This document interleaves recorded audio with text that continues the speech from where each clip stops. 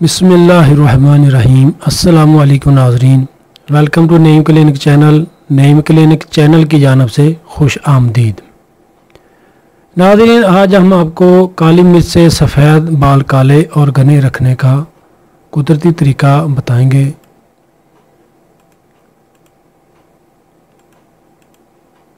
काली मिर्च से सफ़ेद बाल काले और घने रखने का कुदरती तरीका नोट फरमा लें। बालों को सेहतमंद और ख़ूबसूरत देखना हर एक की ख्वाहिश होती है। सफ़ेद बाल इंसान की शख्सियत में एक वाज़ेह तब्दीली लाते हैं। आम तौर पर सफ़ेद बाल ही लोगों की उम्र के बारे में बताते हैं, जिसके सबब ख़ुद अतमादी के ख़ात्मे के ख़दशात बढ़ जाते हैं और दौरे हाज़िर में बालों को नित नए रंगों में रंगने की रवायत आम हो गई है। एक वक्त था जब महज तब ही बाल रंगे जाते थे जब वो सफ़ेद हो रहे हों, लेकिन अब तो नौजवान लोग भी कसरत से इस फैशन को अपना रहे हैं। मसनूई तरीक़ों से बाल रंगना काफ़ी महंगा पड़ जाता है। दुकानों में मिलने वाली डाइज़ अक्सर नुकसानदेह केमिकल से तैयार किए जाते हैं जो बालों को कमज़ोर करते हैं और बाल झड़ने लगते हैं।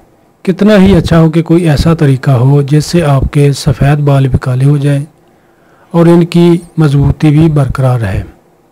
मंदरजा झैल आसान कुदरती तरीके से आप अपने बालों को बग़ैर कोई नुकसान पहुंचाए काले कर सकते हैं। मसनूई तरीक़ों के मुकाबले में कुदरती तरीक़ों के असर करने में वक़्त तो लगता है, लेकिन इसके कोई मुज़र असरात नहीं होते। इसके लिए काली मिर्च के इस्तेमाल का कुदरती तरीका दर्जा झैल है।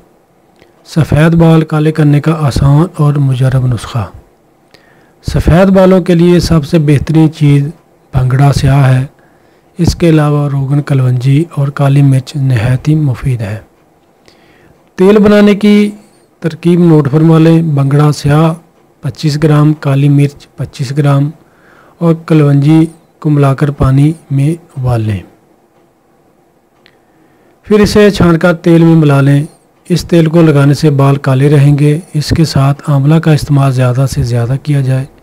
सुबह के नाश्ता में 2 अदद आंवला इस तरह खाएं जिस तरह च्युइंगम खाई जाती है।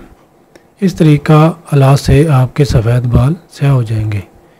शुक्रिया। तो नाज़रीन, दुआ में याद रखिएगा। इसी के साथ इजाज़त दीजिए। हमारी वीडियोज़ को लाइक करके ज़्यादा से ज़्यादा शेयर करें ताकि और लोगों को फ़ायदा मिल सके। हमारे नेम क्लिनिक चैनल को लाजमी सब्सक्राइब कर लें ताकि हमारी आइंदा आने वाली वीडियोज़ आपको मिलती रहें। शुक्रिया। फ़ी ईमान अल्लाह।